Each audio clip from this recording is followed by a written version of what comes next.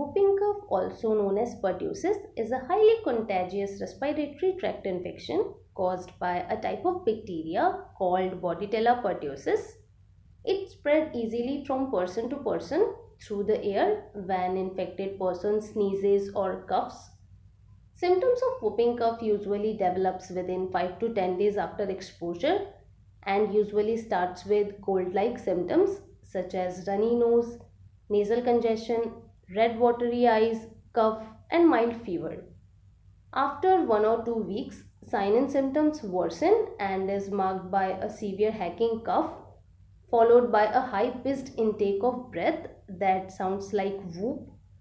This type of severe cough can also cause vomiting during or after coughing, dehydration, breathing difficulties, etc. The treatment for whooping cough is usually antibiotics. Vaccines are the best way to prevent whooping cough. There are two vaccines that can help prevent whooping cough: DTaP and Tdap vaccines. These vaccines also provide protection against tetanus and diphtheria.